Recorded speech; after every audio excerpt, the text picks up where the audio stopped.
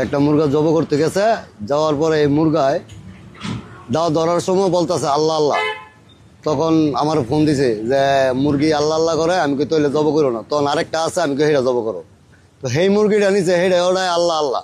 আমি বলছি যে আল্লাহ আল্লাহটা মুরগি এমন ধরা তাজ্জব ঘটনা যে বোবাজাত আল্লাহ আল্লাহ ডাকে, তাহলে এটা কি করে খাই। এই জন্য খাই নাই, এই মুরগি রেখে দিলাম। অনেক মানুষ আসে দেখার জন্য, হ্যাঁ দেখতেছে, এই চলতেছে আর কি। ডিম হয়েছে, বাচ্চা ছিটাইছি, আমরা ছোটবেলা থেকে এটা পালতাছি, মানে জন্ম হয়েছে আমাদের বাড়িতে। পরশুদিন জব করতে গিয়া এমন পাইছি আর কি। তখন এটা আর জব করি কি করে, যে বোবাজাত জিনিস আল্লাহ ডাকে, এটা তো আর ইচ্ছা করে আমরা জব করতে পারি না। কোনোদিনও আশা করি না এটা একমাত্র সৃষ্টিকর্তা বলতে পারবে যে মালিক কি কারণে এটারে আল্লাহ আল্লাহ এটার মুখে দিছে জবান, এটা একমাত্র মালিকই বলতে পারবে। এই ঘটনায় যে অনুভূতি, যে এটা মানে আল্লাহর কাছে শুকরিয়া আদায় করে শেষ করে যাবো না। আমরা মুসলমান তো আল্লাহর ডাকি না, ঠিক আছে, কিন্তু এইটাই যে বোবাজাত জিনিস, এটা আল্লাহর ডাকে, এটা তো মানে আল্লাহর কাছে শুকরিয়া আদায় করে শেষ করা যাবো না। নয়ন কইতেছে আমার এক মুরগি দাও, খালি আল্লাহ আল্লাহ ডাকে।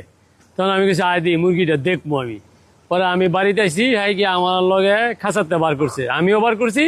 বার করে দিই মুরগি আর হাত, আমার হাতও একটা দোনোরই আল্লাহ আল্লাহ আল্লাহ করে ডাকতেছে। এরকম আর আমি কোনো সময় দেখি নাই, কিন্তু আজকে আমি নিজে হাতই দেখছি, আমার হাতই ডাক দিছি। কি মুরগিটা জব করতে নিছিলাম, আমার নানু বলল যে মুরগিটা জবাই কর।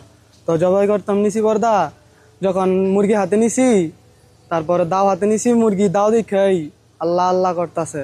তো এটা আর জবাই করি নাই। এরপর আরেকটা নিছি, ওইটাও দেখি আল্লাহ আল্লাহ বলতেছে। তারপর আমি আমার নানারে কল দেই যে নানা এমন এমন মুরগি তো আল্লাহ আল্লাহ করতেছে, মানে মুরগি কি জবাই করবো নাকি না।